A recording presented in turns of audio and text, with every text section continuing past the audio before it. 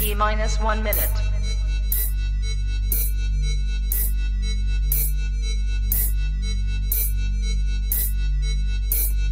T minus 50 seconds.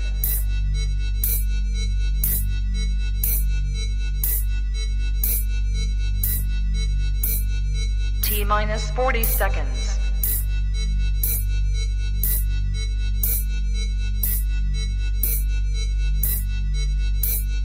T minus 30 seconds.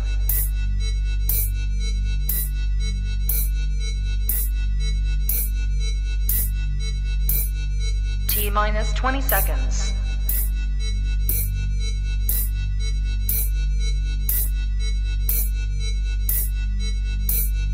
Ten, 9, 8, 7, 6, 5, 4, 3, 2, 1, 0.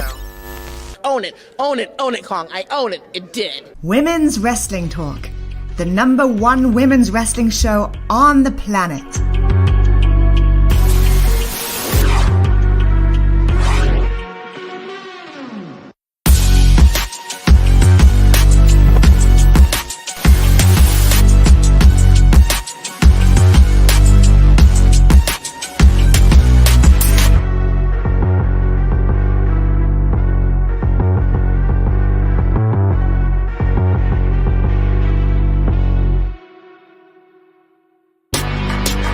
Women's Wrestling Talk, the #1 women's wrestling show on the planet.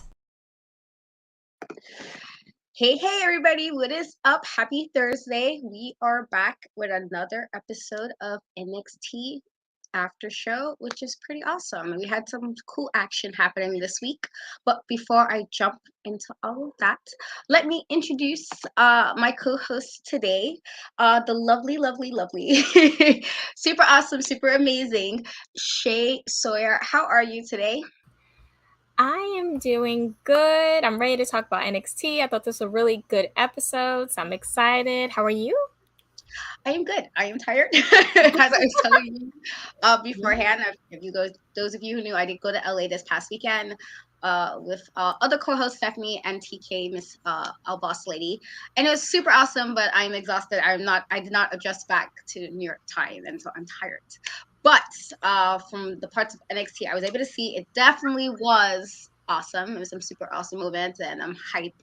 I was actually right in my picks for the wild cards, and so I was like, okay, I felt I was right, and so I'm like, okay, so cool, it all worked out.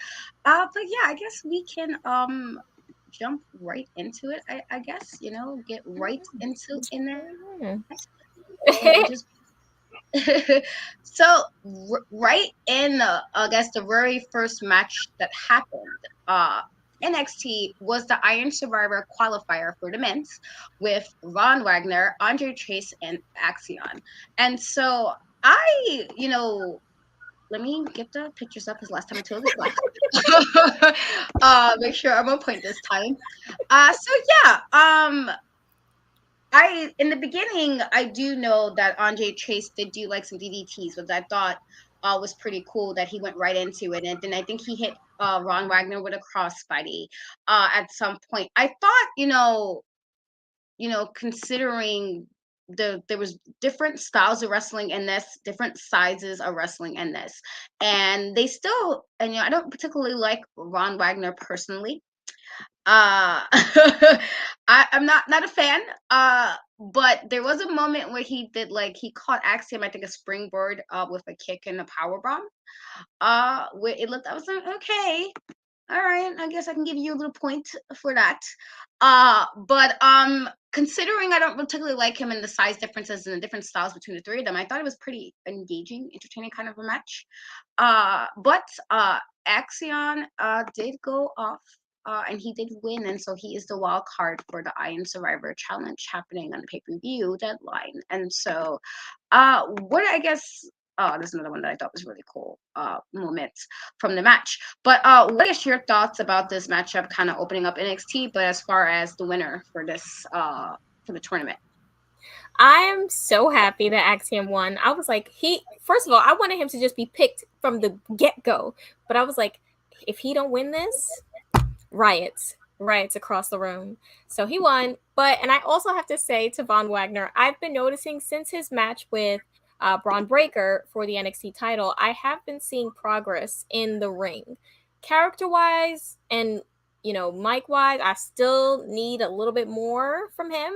But in ring, I'm starting to see the growth. And so I'm starting to soften up to him. And Andre Chase, I feel like he had control of this match for like a good majority of it. I loved it. It's crazy how over he's become. Like, sometimes they give you some wacky type of, gimmick and you have to just make it work. And I feel like he's really made this work. So, yeah. Yeah, I agree. Sometimes, I feel like people complained about the NXT before it became what the colors are now, when it was like very bright. People complained about some of the characters, but I actually thought it worked with the different types of characters we had in NXT. And while I know everybody likes black and gold, and this is no disrespect because I like black and gold as well, I think people sometimes are afraid of change, and because they're afraid of change, especially wrestling fans, and sometimes, not gonna lie, sometimes I am too.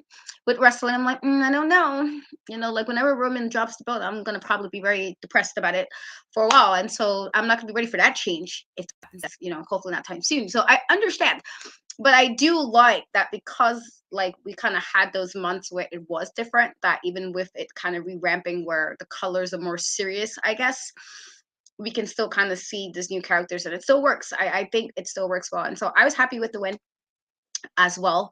I don't particularly like Von Wagner, but Andre Chase definitely did. I was like, okay, all right, like I'm seeing that you're wrestling more, you're getting more out of being like the guy in charge of Chase University. And so it's pretty awesome. I'm liking it. And so the next segment up it was supposed to be a match with Bryson Montana and Javier Bernal, and he was attacked by Indus Sarah. I hope I'm pronouncing his name right. There was a whole thing with Sangha and Veer Mahan kind of declining to fight the Creed brothers until they were 100% healthy, and it seemed like it might have been an issue, but it went I thought it was pretty cool.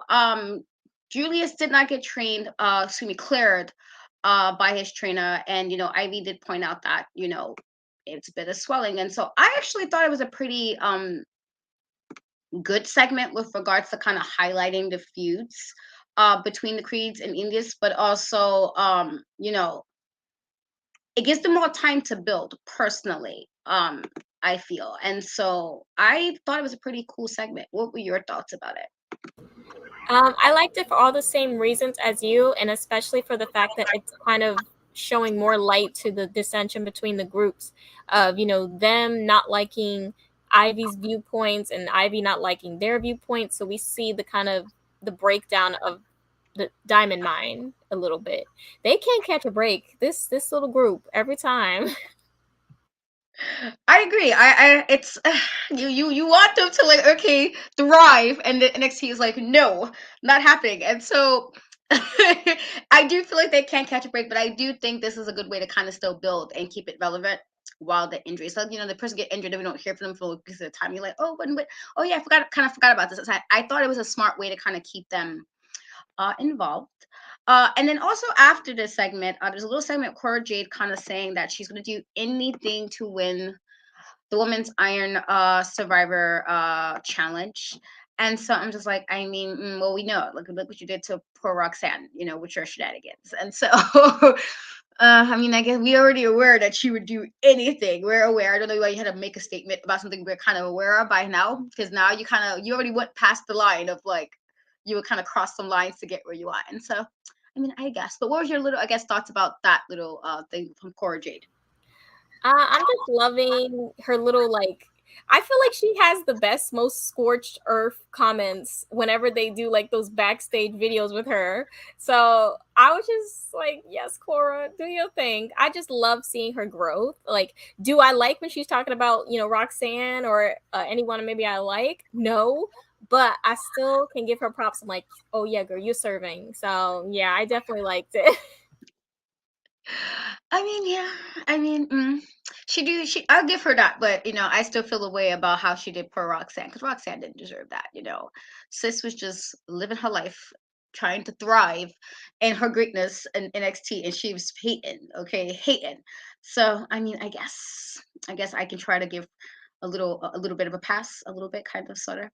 Uh, so next matchup we had, moving right along, was Tony D'Angelo with Stacks versus Zion Quinn. And so me and Stephanie kind of talked about this previously with regards to Zion, because like I feel like he has like the look. I think, you know, he's a nice looking dude. He has like the look body wise. Like you can see he might can be somebody in WWE, but something just does. I feel like something's not hitting. And so during this matchup, I feel like this wasn't a long match, and you know, unfortunate, because again I think Zion Quinn has the look, but he pretty much kind of demolished, I want to say, Zion Quinn. It was not that long of a match, and he wound up winning with a fisherman's suplex. And so it's kind of unfortunate, because like I feel like once again he's you know, he's not being used seriously enough. I feel like he's being a lot of squash matches, and it's unfortunate. And so after that squash match, and the Don, rather Tony, called out Wesley during this, but then Giant Drag kind of interrupted and kind of said, kind of keep his name out of his mouth, blah blah blah. And so I'm guessing this is setting up some kind of triple threat matchup between them, but it's unfortunate because, like I said, there it is, this segment. So yeah, I like Zion Quinn, and I kind of feel like it's unfortunate that he's not being used properly. I feel like they keep putting him in these really random squash matches, and then he loses. I'm like, oh, all right, well, I guess, like, damn, yeah, I could even give him like some time. Like, I don't know if this. I'm hoping it doesn't mean they're gonna release him, because you know WWE, they do shenanigans, and then you know that's where they be going. When they start, I'm like, oh, y'all really trying to get rid, like, let them go out the door, but poorly. And I'm hoping that maybe he can be packaged, but I think he has to look. And I don't know what it is. I don't know if it's like mic skills or something that's missing, and maybe that's WWE's not seeing either. But it's unfortunate. I'm like, goddamn, like, do he get any win? I feel like he's lost, if not most of all his matches in the last 5 months. It's insane to me. But yeah, what are your thoughts about that matchup, but also about the segment with Wesley? So the matchup, I was really, really happy to see Tony D back. I have always been a fan because I just think he's so funny. Like, he's just hilarious. And then his stuff with Stacks I thought was cool. I think Stacks having that time of him being away was great, so he can kind of get some, you know, exposure himself. Definitely love this. I noticed Tony pulled out some new moves. I was like, okay, I like it. Okay. I'm so sad about Zion. I feel the exact same way, because they had something going with him in Electra, and then they just dropped it abruptly. I'm like, why would you guys drop it? Especially if, I don't know when they knew that they were going to swap her for Zelina, but I'm like, if you knew, you should have just dropped it at that. Like, you should have just let it rock from that point, because now this man has nothing. I think it's a little bit of a mic thing with him. Like, because he does have, like, to me, I feel like in ring, he moves well. I feel like, you know, obviously he has a look. It's just a mic thing. He just needs to get that fixed, or get a mouthpiece, even a mouthpiece or a manager. I think he would, you know, really benefit from that. Another person I feel like benefits from that is like Karrion Kross, I feel, with Scarlett. Like, that's a good mouthpiece for someone who's a little bit more, you know, he's more about the in-ring and the look and, you know, the presence. Yeah, I just Joseph's comment in the comments. Yeah, I do think Tony is a pretty cool worker. Like I said, they were doing a few months ago with the whole storyline with it. I was like, all right, because I felt like there was a lot of shenanigans going on with that family. And I'm like, all right, like, is at one point I was like, is this gonna be a situation where like somebody gonna be with the fishes the way they were acting at some point? I was like, oh, okay, that's what we doing at NXT, because you know, the NXT, apparently the NXT parking lot is like the place for shenanigans, and so I feel like they've always somebody's involved. And so, but I do like him as well. I do think he's like solid.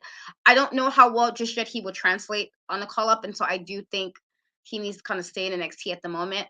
But poor Zion, it's so unfortunate. I don't know what something is clearly missing. I don't know what it is, and maybe they could give him a mouthpiece. Like the fact that maybe they could, I don't know, like you mentioned the electric thing, because she was with, you know, before they kind of replaced with Zelina. And I love Zelina. I think Zelina is a good mouthpiece. So that's something that made Andrade stand out, was because he was a good wrestler, but she was a mouth, and you need that sometimes. And so maybe that's what he needs. Maybe he need to go on like a month hiatus or two and come back, and he gets a little silhouette, a little package, and then it's somebody totally different, and I feel something, because it's like, it's unfortunate because he has the look. Like, you think of WWE wrestlers and what you could kind of see them being crossover appeal, he has that, but it's just something's missing, and so it's unfortunate. But hopefully, it'll change and we'll get better at that. Hey, JD, thank you as always for popping in. So yeah,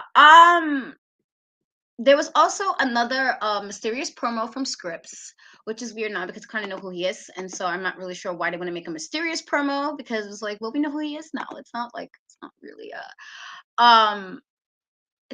like a surprise, but I guess. And so the next matchup we had was Hank Walker versus Charlie Dempsey. And so I actually thought, it was pretty solid. I felt like, especially, there was a lot of technical offense from it, which I think is pretty kind of cool to see. I mean, I feel like technical wrestling is good if it's done the right way, because some people think people don't like technical wrestling, but I think if you can do it in a way that, it might seem boring because technical wrestling is so similar to actual wrestling outside of sports entertainment wrestling, people find it boring. But it's like, if it's done well, it can be like amazing. And so I thought it was good, like, tactical spots. And it's kind of nice to see Charlie in particular. I feel like he's growing more as a wrestler here, and especially now that we know Mr. Regal will be coming back, as he should. And I'm not going to debate anybody, so let's not do that today. About, oh my God, why? Like, listen, I honestly he was one of the releases I was a little bit upset about, because I felt like he's such an asset to have. Oh wait, no, she didn't say that. I'm saying in general. JD, in general, people who think tactical wrestling is boring, some people do. I think Brian Regal is such an asset to have, and so it's kind of nice seeing his son kind of develop. I kind of want to see, if they kind of keep going. Maybe he needs to get some better mic skills. He can kind of be almost on par with William Regal, but he did come off with the win in this matchup. And Drew Gallic, I'm hoping I pronounced his last name right, did come out at one point to watch the matchup. I was really not, sorry, excuse me, too soon. I was like, okay, I guess, like, if you want to sit there and be peeping and just peeping inside, I guess. But I thought, again, for technical purposes, I'm hoping that just he needs a little bit of mic work, because I feel like he's not there yet. But if he gets there, I feel like he can be like maybe even close to how people was feeling about Danny Bryan, with regards to, like, he kind of has a nice clean kind of look, nothing too over the top, nothing too flashy, but he has really good in-ring work. And so if he gets some mic skills, it can very well be something like really cool. Yeah, I'm hoping. I don't really like Drew to that much, but I guess. I do think, though, he can really be, if they really get behind him, and I think with Brian Regal coming back, that they can really push, that he can really be something special in, like, the next year or two. And I truly see that. But what are your thoughts on that matchup? And I guess as far as Drew kind of popping himself in there, kind of peeping in the background. Well, first of all, Hank literally asked for this beatdown. Literally, Charlie was in the corner, in the locker, minding his business. And Hank comes over with his insecurities, talking about, I know you think that I'm less than you. First and foremost, Charlie don't talk. We already know that. So I don't know who you heard that from. You had to come up with that all on your own, and you bothering this man. So he got what he was asking for in the ring, because had him looking like a pretzel. He had him all tapped up. I was like, do what you got to do, Charlie, because he started with you. I like that Drew Gulak came out, because maybe that could be like a mouthpiece for him. Same thing. I feel like he would benefit from a mouthpiece as well, just because he's not fully there, talking wise. So, and who better than Drew Gulak, honestly? So I'm excited to see where that goes. Yeah, it could. I'm impartial to Drew, but I can kind of see it working. I guess I can kind of see it happening. But I guess so. After this matchup, we then also talked to Zoe Stark, and she mentions why this Iron Survivor Challenge was made for her. And so I do like that they're kind of going to a point where everybody has the chance to kind of, I guess, say what they feel, considering this is like a kind of new type of situation for NXT. So what was your thoughts about that little segment from her? I thought it was cute. You know, it kind of touched on something here and there. You know, kind of gave a little bit more into her character and who she was and what her goals were and what she's looking for. So I support it. So yeah, I thought I liked it. Yeah. We'll see. Like I said, I mean, I'm a fan of her. I know people feel away because she kind of turned on Akita, but I'm like, please, Akita be fine. Like she shouldn't have paired up with her anyway. But that's another rant for another day. I won't rant. I won't rant about how I was like they had her on the roll and all of a sudden she's tag teaming. Like, no. So I like her still. I find out the route what she's doing personally. But yeah, I feel like this is gonna definitely I'm guessing he's okay, Sammy. I know, like you. Listen, Zoe was supposed to be doing like she was clearly supposed to be doing stuff before they teamed her up with Nikita, and so maybe that's why. And supposedly Nikita is supposed to be injured, which I'm guessing why we didn't get, the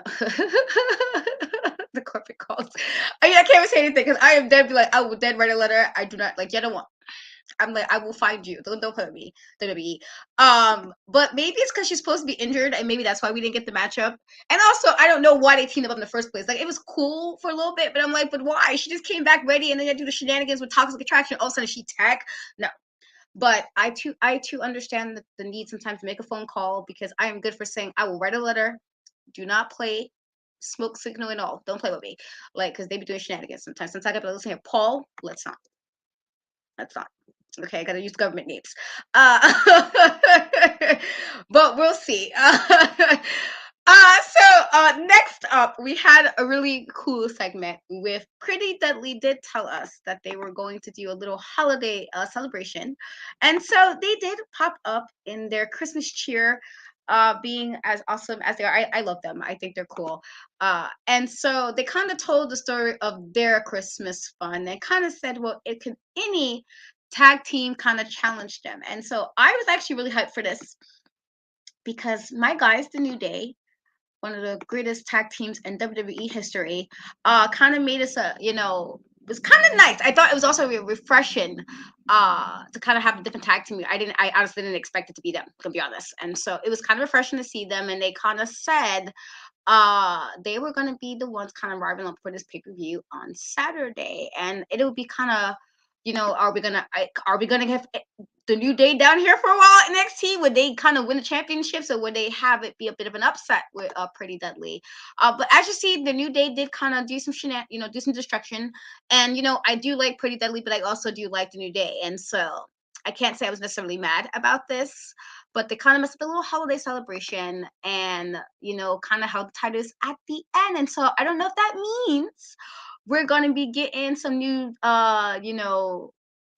tag team champions, especially with the fact that it's the New Day and they're again one of the best tag teams out there. But is it one of the situations like I feel like they can kind of outmatch them too because they have the skill set. Pretty Deadly is actually a good tag team.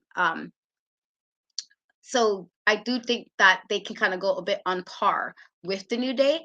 But I'm curious if this is going to mean, are we going to get some new NXT champions? Are they going to really do this with us and go, oh, snap? Or this is a way to kind of get them ready to, how well can they do with a main roster team? Would they be moving up to the main roster? It could be either way. And so what are your thoughts about the segment and the fact that, oh, snap, New Day is in NXT? Yes, boy, not kidding. I really enjoyed the segment. Obviously, I think Pretty Deadly is literally the full package. Like in-ring, mic, charisma, it's all there.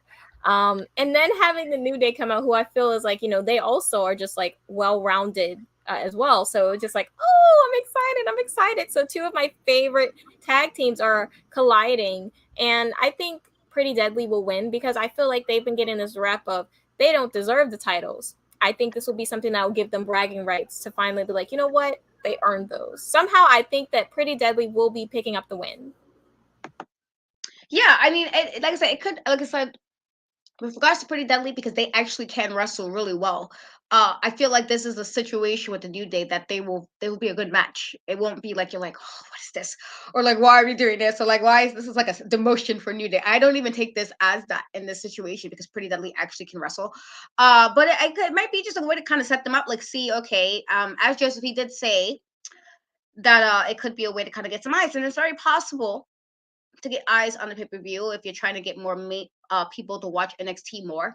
But also I do feel like maybe this is kind of setting them up soon that we might be having to move up because they're entertaining enough that I feel like it will work with the main roster. You know, sometimes wrestling fans are weird, but I do feel like because of that and the fact that New Day was able to be themselves and it worked so well, that they too could this might can work. So I'm all for it. I think it'll be an interesting matchup. But I mean I'd be very surprised if a New Day do kind of take the titles. I'd be very surprised. But I do think it's gonna, if nothing, it will be a good matchup. So after that, there was a segment again with Apollo Crews and Bron Breakker. This time they were on the lake for fishing, which was super I was like, okay, I mean, I guess if I want to fish, and I'm not saying, I mean, I'm not a fishing person. I think I went fishing twice, and the first time we almost died on the way there. It's a long story. But like seriously, we was going up with this group of people up there, and the bus driver almost drove us off a cliff. So we almost died. And so once we got to the lake to fish, I really wasn't feeling fishy, like wanting to fish because we almost lost our lives. And so the second time I went fishing, I got like one, and then I was like, okay, fish is like, I don't want to touch this. Like, it's only for eating. I don't want to touch you. I know somebody has to fish it, but it don't need to be me. And so I was like, I mean, I guess if this is what I want to do on a random Tuesday and go on the lake and fish, I guess. And so they had their little segment where they're fishing, and they kind of talk about, you know, their excitement and their history, I guess, for this championship match up happening on Deadline. I really wasn't sure how much history. I was like, because technically I don't have too much history. Bron Breakker hasn't been here that long, and Paulo, you did go from NXT to up, and you moved around, so I don't know how that was happening. But I respect it. It was a nice little segment on the lake. And so, what are your thoughts about that segment? I thought it was weird. I thought a lot of things on this episode felt very soap opera-y and very unnecessary. And this was definitely one of those because why are you here, Apollo? Seriously, this is dramatic. Like, they're trying to do this whole anything you could do, I could do better type thing right now. Or just like, oh, you want to pull up on me? Well, I'm going to pull up on you. Yay. Like, get this match over with because I'm sorry, I haven't been really a fan of these segments. I'm gonna be honest. So just let's get this match going, please. I know the match is gonna outsell everything else. The build, the match is gonna be what is important, not the build. Please, God, no. Yeah. I did think it was kind of random. The first one I was like, all right, but I'm like, why on the lake? That's so random to do on a Tuesday. Like, who goes fish? I mean, maybe somebody does, but who's really going fishing on a Tuesday? I feel like this is like a Sunday activity, maybe with your dad or somebody, maybe your grandfather, your uncle. I don't know, maybe your homie, but it's just weird. I did say that I was just like, I don't know personally if I'm gonna go fishing. Like, I probably talk some shit and then like meet you in the ring. I personally, but I guess that's why I will be a heel if I was a wrestler. I'm not, but yeah. I mean, thank you, Joseph. I do think, just to piggyback really quick, that it would be, we do need some more tag teams, but yeah. And listen, JD, I just, like I said, that first experience, I almost lost a life, and so because of that, I'm not. I mean, my name is Cat, but I'm not a real cat, and so I do not have 9 lives, and so I was scared. I thought that was going to be the end. And I was like 12, and I was like, guy almost, I was like, oh no, never again. And so, yeah, just saying.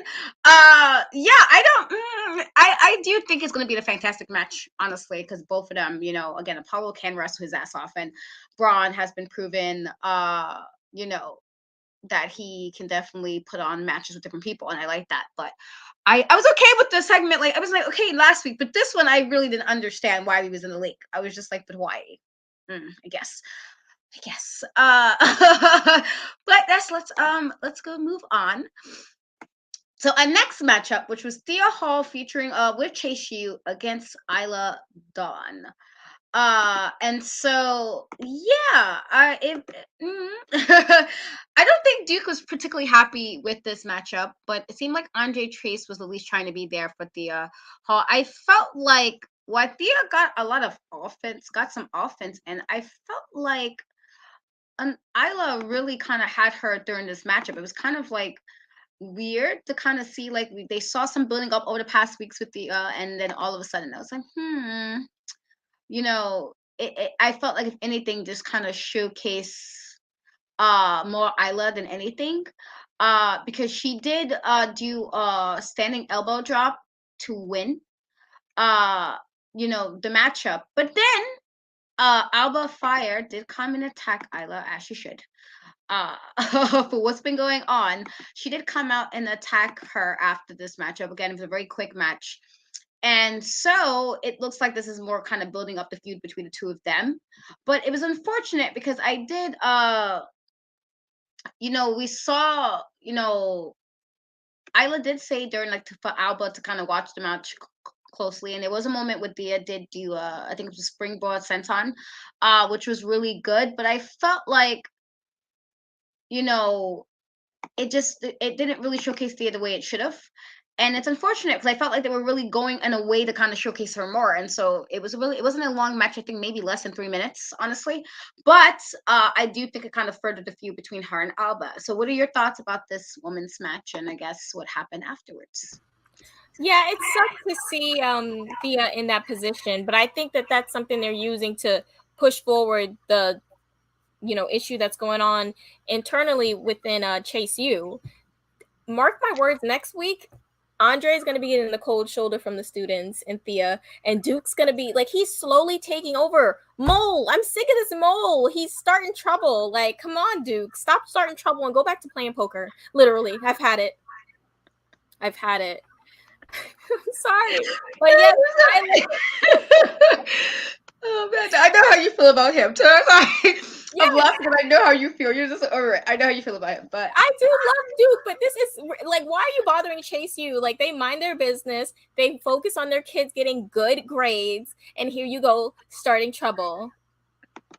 That is true. Oh man, that's great.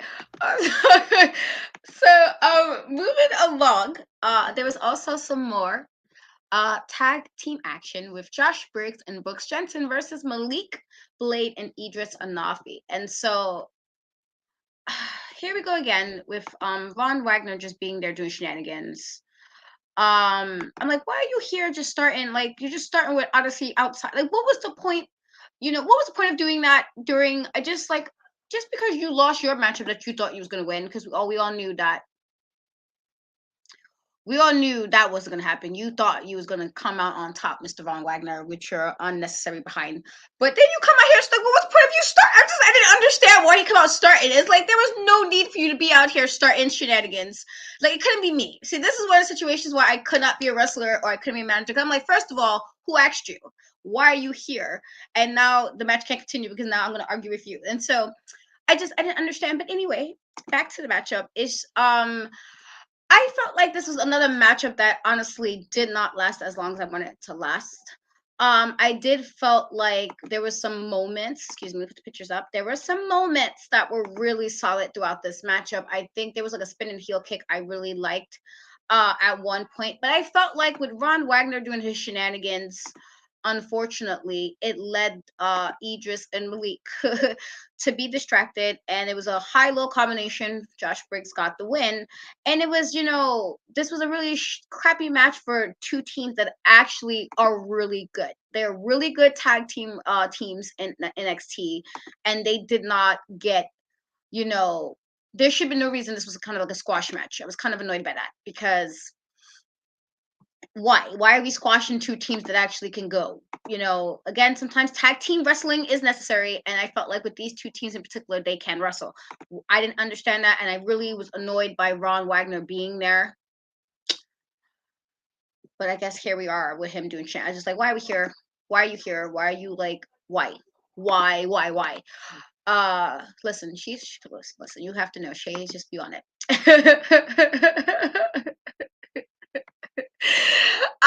yeah, listen, I don't know why he was there. Like, we had enough of him for one night of NXT. Like, don't be popping up more than one time.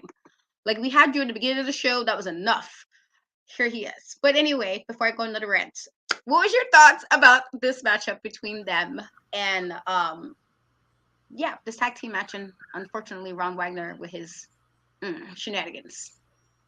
I feel like I enjoyed the match for the short amount of time that I was watching it for, and I feel like if they had a little bit more time, it could have even been, more special. But, whatever, they decided to cut it. What I will say is I feel like this match was just kind of used to further push forward the story of Malik and Idris. They're clearly shifting in their personalities. And I think the more that they keep losing, the more that we're going to keep seeing more edge from them. Especially with Malik losing his sweater vest. I feel like that was symbolic to him. It's like a rebirth, if anything. Also, I'm sorry, for Briggs and Jensen, like, y'all saying, oh, we like it when y'all make us laugh. I will throw things at you, sir. Don't say that. Don't say that again. And then Idris comes with the tweet, I think I created a move, when he does the running knee into the ropes. I'm like, Idris, if you don't get off of Beyonce's internet with this foolishness right now, I just... You know how people feel about getting on Beyonce's internet with the shenanigans. I mean, but I feel like I don't know. Oh man. So there was a couple of moments. So for instance, apparently during this fight between them, Soroka and Amari Miller was doing a dance for Instagram, which I was just like, I mean, okay, I guess. Okay, if this is what we're doing today. And then there was also another segment with Kiana James, who's also in the Women's Iron Survivor Challenge, who kind of said that she has a foolproof strategy to kind of win this matchup. And so yeah, I do like that the two teams, I guess, afterwards show some respect, but it was just really weird that and also after we also said that Lyra Valkyria will arrive in NXT next week. So what are your thoughts on those couple of segments after the match? I more and more become a fan of Kiana. I just love how much of a handle she has on her character. Because again, I always say when they hand them a specific, like, tricky type of gimmick, I'm like, I just want to see if you could do it. Let me see. And when they succeed with that, I'm like, yeah, they're willing to do whatever. And she definitely has dived into this. And I do think she's a really good worker in the ring and one of the best sellers, to be honest. So yeah, I really enjoyed that. And as far I like Kiana too. She's actually, like I said, I love her finisher. I like it is a weird gimmick to have where it's like, are you like a tax agent? Like, should we get the IRS? I don't know. And so I do like that it's kind of similar like that. But yeah, I mean, I guess we listen. There's never time for shenanigans. I mean, sometimes there's okay for shenanigans. Sometimes, like if it's good shenanigans, like, oh, we're at a wrestling show, we had a drink, yay, shenanigans. But these shenanigans, no, it's just never time for that. Like, and it's always like people do shenanigans a lot apparently on NXT because still feel away. But I'm not gonna rant again. But I feel away. Anywho, let's move right along. So we then had another wild card match for the fifth person for the Women's Iron Survivor Challenge match between Winnie Chu, Fallon Henley, and Indy Hartwell. And so this was a pretty solid matchup. I actually enjoyed. I thought there was one moment. I think Wendy did a corner slingshot splash, which I thought it was pretty cool. I thought they did really well, and I thought there was kind of moments I felt, particularly for Indy, that I really liked. And I mentioned this I've been mentioning this last few weeks about, I think they're building up Indy to kind of stand up on her own from coming out of all these groups or pairings with other people. They're finally allowing her to kind of shine on her own. And so I think in particular for her storytelling during the match, they had her do opportunistic tactics throughout it, which I thought was pretty cool. The fact that Indy wind up throwing Wendy out of the ring and did a running forearm, I believe it was a running forearm to win the match. And I was like, okay, I actually thought for this matchup, again, I thought Indy was going to win. And why I do love Wendy Chu, and I think she's pretty awesome. I thought for the people already in this matchup, Indy was the correct fit, especially what they're trying to do with her story. And so I thought that was pretty cool. However, you know, I thought there was even a moment when Wendy did a belly to belly suplex, but then got like the spine buster. She did a belly to belly to Fallon, but then Indy kind of did spine buster her, which I thought was a really good transition. And they also showed Toxic Attraction watching this matchup from the lounge. And so, you know, again, these women will be the ones that will take on I'd say good moment right there. We'll take on Mandy, whoever wins this matchup. But I thought it was a solid matchup. But I thought it would be Indy, honestly, that was going to win this match, and she did. So, what are your thoughts about this matchup and the win, and I guess moments throughout the match? Oh my God, I love this match so much. Like, it's not always that you see these set of women, like, high up in the card doing a match. And delivering how they did. So I was happy to see it. I feel like NXT always delivers on showing us like multiple, women getting their time. So I really enjoyed it. These girls brought it. They were not playing. They was like, y'all gonna remember me. And I do. And Indy winning, honestly, in the way that she did, it's kind of like I've been saying for weeks, Roxanne Cora, that's who I think is gonna win. And just from how she was in this match, and then also her promo that she gave afterwards to Mandy, she has completely shifted my mind. And for some reason now I feel like Indy might win. I like it was just too good. It was too good. Yeah, like I said, I mean, I know you like Cora. I'm not a fan because Cora, she's one of those, and I don't like girls like this who's being petty and shady. We don't need to be shady and petty. She was hating that Roxanne made it to before her. I'm like, don't hate, be better, okay? However, I did see like, okay, Roxanne maybe because she also was a person who had a title shot, but it kind of got ruined because of Cora, and so I felt like there was a story there. However, I wouldn't be surprised because we did have a matchup already with Indy and Mandy that it seemed like Indy was almost there, but just not yet. And I feel like being that she's now becoming more with winning, where she's being a little bit more different in her approach to winning the matches, that it could really well be Indy. And maybe to set Indy to kind of really set her up. I will be surprised if she beats Mandy and become champion after this, but I definitely can see her also winning this challenge. I definitely can see her winning it. I don't know if they're going to really pull the trigger with her and have her beat Mandy. I would truly be surprised by that, especially how I told people about previous weeks. I felt the way that Mandy was able to beat Miyako Samura, which is I still feel a way about that. Who's clearly the superior wrestler. And she lost. And then why she didn't take the pin, I was still mad that she even had the L to Mandy in the first place, because how dare you guys? She's superior in every way.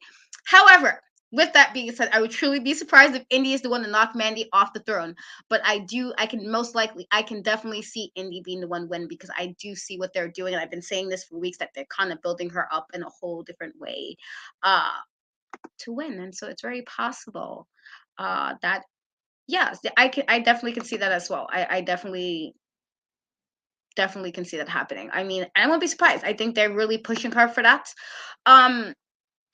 So we also had, I guess, one more segment from Roxanne saying that she will be the only woman standing as far as winning the Women's Survivor Challenge. And again, she was also somebody who kind of made her way, got the match with Mandy Rose, but then kind of was unfortunately thought it because of Cora Jade's petty jealousy and hating that she was doing. So what are your thoughts? I feel like they had everybody talk kind of going in until like this was what I'm gonna do going in until this matchup on Saturday. But what are your thoughts about her and what she said? Oh my God, Roxanne is so wholesome. She's just so wholesome all the time. I was like, yes, no, I want her to like it. Just like, oh, she pulls at my heartstrings. Like, I just want her to win all the time because she's just such a sweetie. And then Cora goes and retweets the whole thing. And I forgot. I think she said something like, "This isn't a musical." Like, I'm like, Cora, leave her alone. Please leave her alone. Leave Roxanne, okay? If she wants it to be a musical for the day, let it be a musical.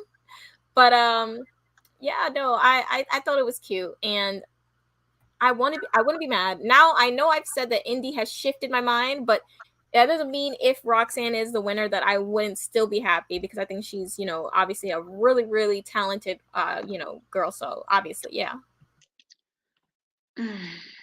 See, I'm sorry. Now I'm gonna have to go on a little rant because don't do that. Let's not put that kind of negativity in the air like that. Let's not like somebody. So Sammy was talking about making calls. I will make a call. I will do a smoke signal. Somebody will get a tweet. Do not play with me. Y'all not gonna have no damn Mandy Rose. Y'all not gonna have her beat no Oscar. Like we're not even gonna do that. Don't put that negative energy in the air like that. Let's not start all 2023 with shenanigans. Let's not. We're gonna end December, okay, on a good note. Let's end it on a good note, fans of Women's Wrestling Talk. Let's not do that. Don't put that kind of negativity in the air. That just got me like really upset because how dare no. I already feel a way that she keep beating people and like I said, I respect that she clearly got better. I respect that she's held on to the title. I respect it. But we're not gonna act like Sis didn't have toxic trash and help her for a good chunk of those matches. And we're not gonna sit here and act like they didn't already play games. But having her beat, like I'm still like no. If she beats Asuka, and like I don't even like Shayna Baszler because I don't like her. But if she even beats Shayna Baszler, how? Shayna Baszler actually can kick somebody's ass. Like she can really kick my ass for real. Like that whole interview with like the wives with Randy Orton's wife, where she was literally saying that Randy had to tell her to slow her roll because they were really like they really like she kind of kick her ass for real. Shayna can really kick your ass, and so like let's not.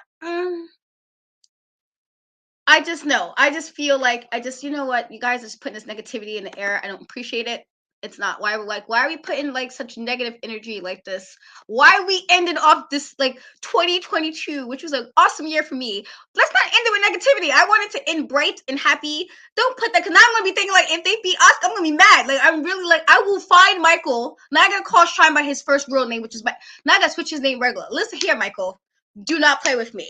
And I love Mr. Shawn Michaels, and now I gotta say his government name. Do not play with me. Y'all better. Let's not. Because now, no, absolutely not. No, don't do that. Don't even put that kind of energy out there like that. Like, why are we doing this? Asuka, amazing Asuka. That's not even no. See, now I'm getting upset. I feel away. I'm about to go find I'm about to find Paul's address. Like, Paul, listen here. We gotta have a discussion. Maybe we need to go on the lake and fish. Maybe we need to discuss. because no, absolutely not. No. I'm so upset right now. Like, don't get me going the whole rant.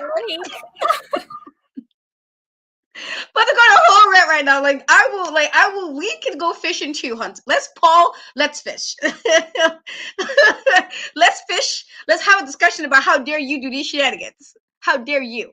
That is insulting. That is disrespectful. This with like a capital D, disrespectful. Okay, I'm about to have to start.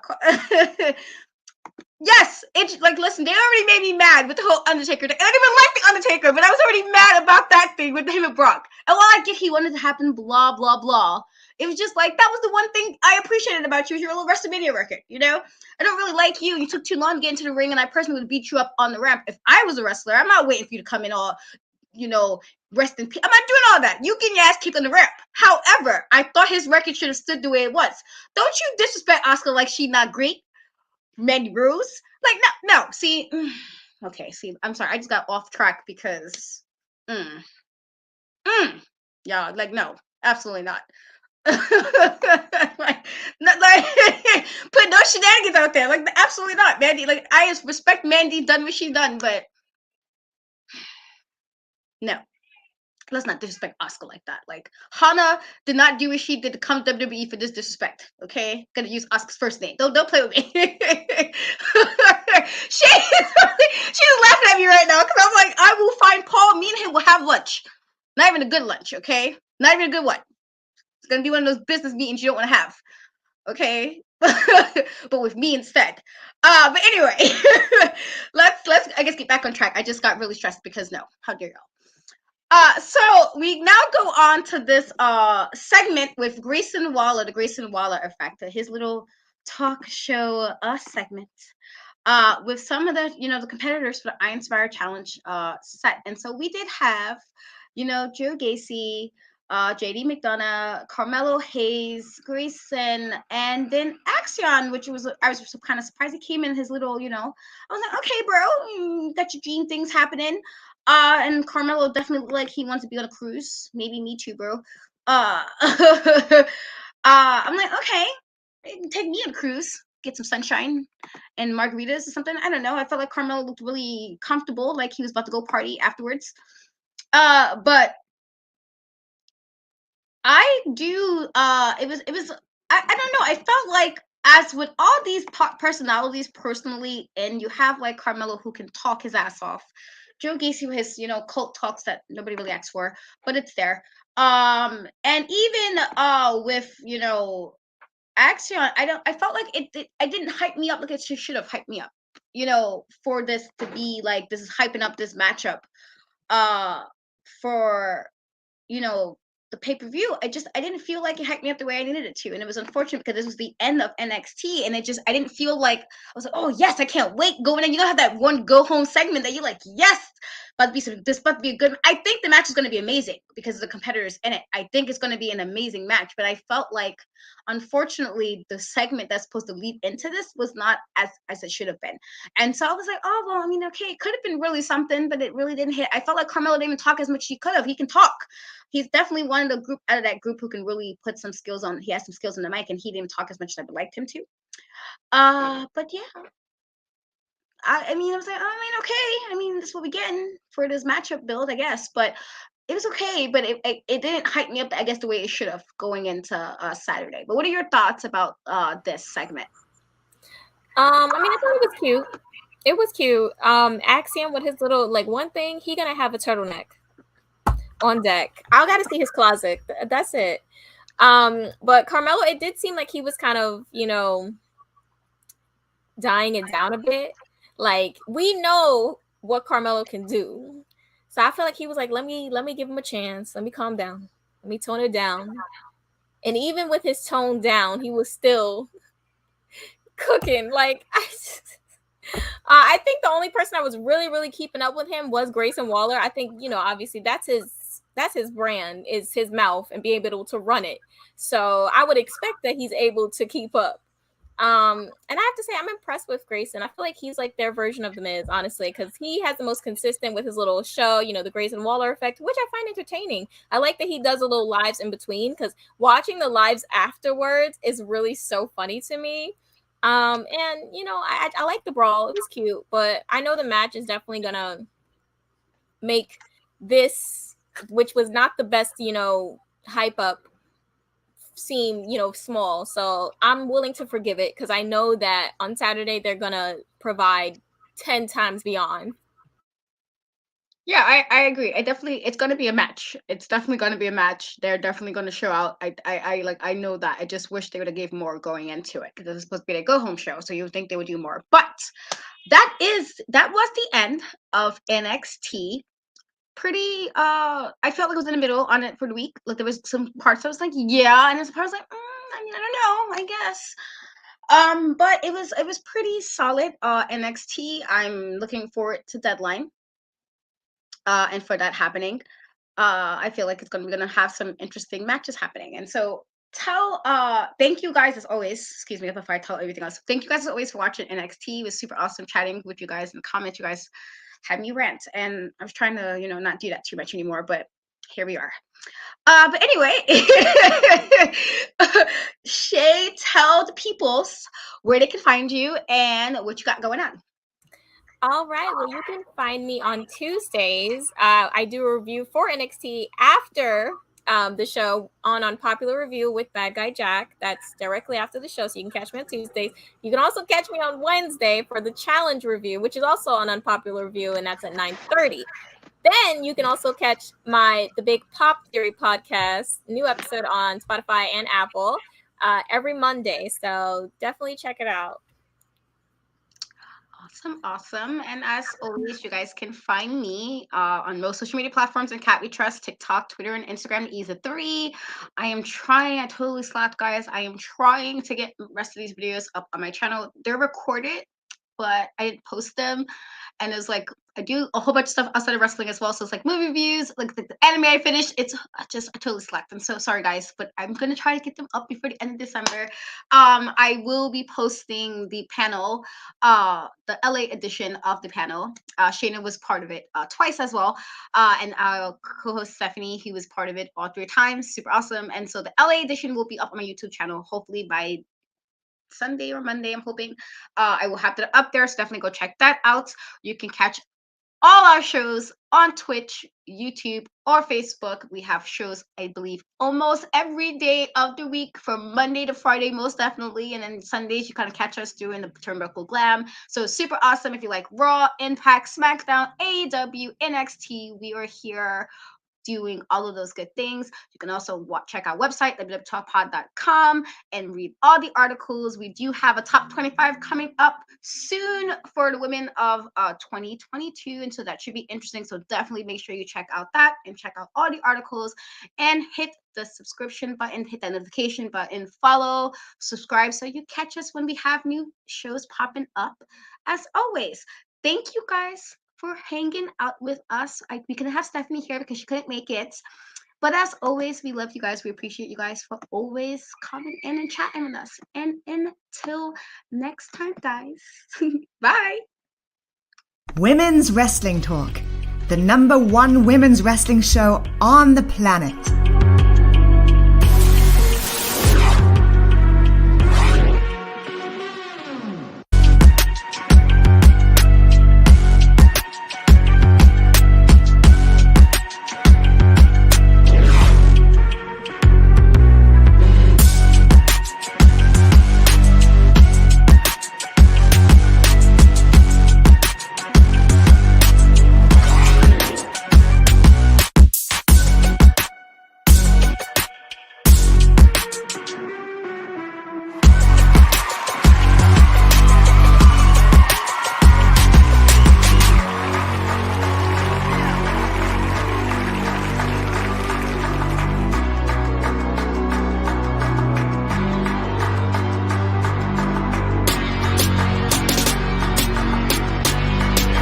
Women's Wrestling Talk, the #1 women's wrestling show on the planet.